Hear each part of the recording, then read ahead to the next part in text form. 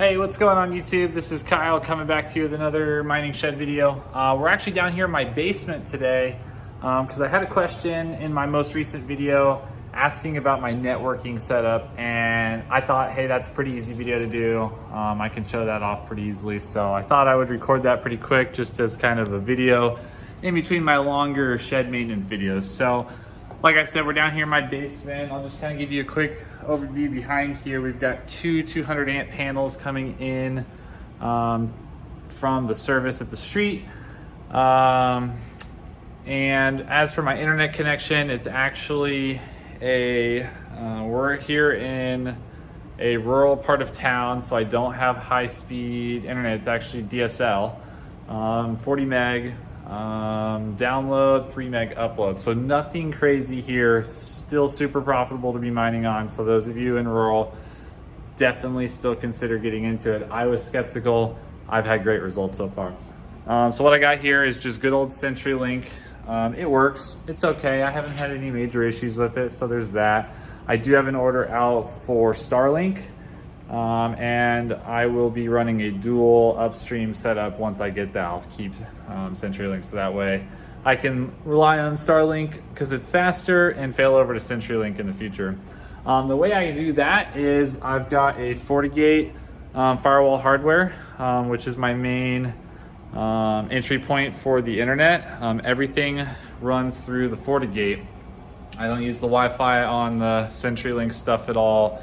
I actually have APs around the house. Right now I only have one of them deployed, but I have 3 others that I need to get deployed around different areas like the shed, the garage, and another part of upstairs that has bad coverage. So just moved into this house, so still getting all that dialed in, but that is coming in the future. But yeah, so everything comes in on the Fortigate, which is this box right here, coming from the Centurylink, then upstream to the telephone line in the street. Down here, you can see my Ethereum Rig. I know I haven't shown that off before because it's not in the shed, but I thought since I was here, I'd show it off. So everything, let me see if I can show you this better, comes out.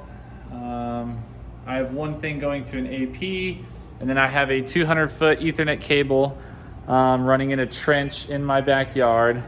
That goes out right up here.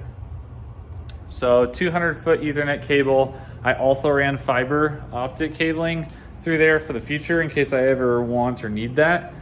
But that runs to the shed, and I'm gonna go walk over to the shed real quick and I'll kind of give you a breakdown of what is going on in the shed. All right, I'll catch you in a sec. All right, so I'm down here in the shed. I'll kind of give you an overview of what's going on in here. Let's start over here actually by the panel. So this is the Ethernet line that was in the basement running through that trench in my yard.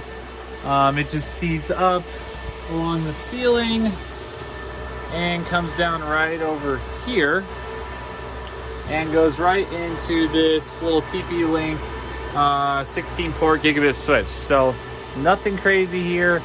All I'm doing is running it to a switch for now, and then I just switch off to all the different miners and stuff with Ethernet cables.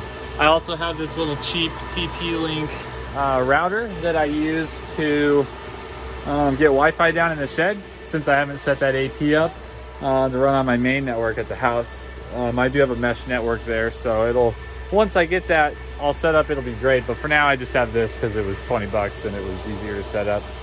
And then over here, this isn't quite related to the network, but it is super important for network connectivity.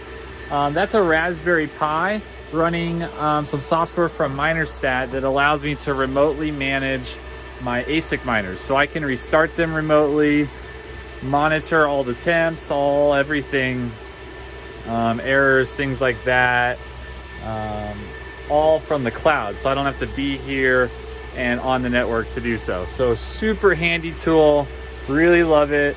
The only shortcoming I have is sometimes the miners just gotta be unplugged, and I can't do that when I'm not here. So that's something I'm still looking for in the future. Once I find a way to control physical power from a network, either with like an Arduino and some custom thing I build or some other way, I'll be adding that. But until then, this has to be good enough for now, and I just have to come to the shed when got to do something with the shed. But that's pretty much the network setup. There's really not much to it, but like I said, I thought it'd be a quick little video I could make, answer a quick question, maybe give you some ideas, maybe make you realize it's not as complicated as it looks, stuff like that. So let me know what you think of this video. Let me know what else you want to see. I'm happy to show anything and everything here. I want this to be a learning community, not just a show what I've got community. So leave a like, subscribe to the channel, and I'll talk to you guys in the next one. All right, peace.